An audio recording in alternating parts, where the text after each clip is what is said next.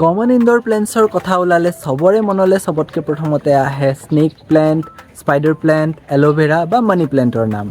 কিন্তু ইয়াৰে লগত আৰু এটা প্লেণ্ট আছে যিটো দেখিবলৈও ধুনীয়া, যাৰ কেয়াৰ ল'বলৈও অতি সহজ আৰু যিটো প্লেণ্ট সিমানে সোনকালে ডাঙৰো হয়। Hello' everyone and welcome to চেমছ ৱৰ্ল্ড। আৰু আজি মই আপোনালোকৰ লগত চিংগোনিয়াম বা এৰ'হেড প্লেণ্টৰ বিষয়ে অলপ কথা পাতিম। চিংগোনিয়াম হ'ল ছাউদাৰ্ণ মেক্সিকোৰ ৰেইন ফৰেষ্টৰ পৰা ৱেষ্ট ইণ্ডিজ হৈ চেণ্ট্ৰেল আৰু ছাউথ আফ্ৰিকাৰ মাজত পোৱা এটা উদ্ভিদ। চিংগোনিয়ামৰ পাতৰ শ্বেপটো কাঁড় এডালৰ আগডোখৰৰ দৰে আৰু সেইকাৰণে চিংগোনিয়ামক এৰ'হেড প্লেণ্ট বুলিও কোৱা হয়। এই প্লেণ্টটোৰ পাতবোৰে সৰুৰ পৰা ডাঙৰ হোৱালৈ ইয়াৰ আকাৰটো সলনি কৰি থাকে আৰু সময়ৰ সৈতে পাতবোৰৰ ৰং আৰু ডিজাইনত আমি ভেৰিয়েশ্যন দেখা পাওঁ। ইয়াৰ ঢেৰ ভেৰাইটিজ আজিকালি নাৰ্চাৰী আৰু প্লেণ্ট শ্বপবোৰত দেখা পোৱা যায় আৰু এই প্লেণ্টটো বিশ্বৰ সবতকৈ বেছি কাল্টিভেট কৰা ইনডোৰ প্লেণ্টছৰ ভিতৰত পৰে। চিংগোনিয়াম আমি যিকোনো ইনডোৰ প্লেণ্টছ লগোৱা মিডিয়ামতে লগাব পাৰোঁ, য'ত মাটিৰ লগত যিকোনো প্ৰকাৰৰ খাৰ ব্যৱহাৰ কৰা হয়, যেনে গোবৰ, কেঁচুসাৰ বা ভাৰ্মি কম্পষ্ট। এই প্লেণ্টটোৱে ইনডাইৰেক্ট বা পাৰ্চিয়েল লাইটত ধুনীয়াকৈ গ্ৰ' কৰে আৰু ইয়াক এটা ৱেল ড্ৰেইন পটত লগাই সপ্তাহত 2-3 বাৰকৈ পানী দিব পাৰি।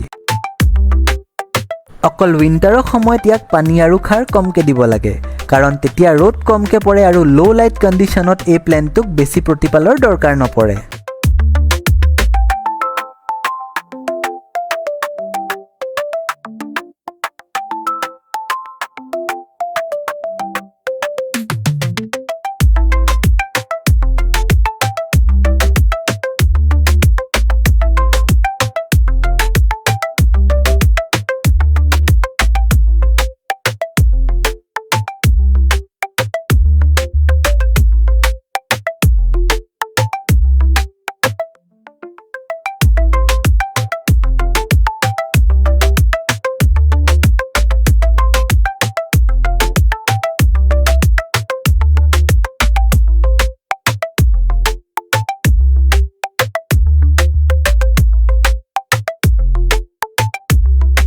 এনেইতো চিংগোনিয়াম এটা লতাজাতীয় উদ্ভিদ, কিন্তু ইয়াক কাটিং কৰি জোপোহাৰ ৰূপতো লগাব পাৰি, নহ'লে হেঙিং পটৰ পৰা ওলমাইও লগাব পাৰি।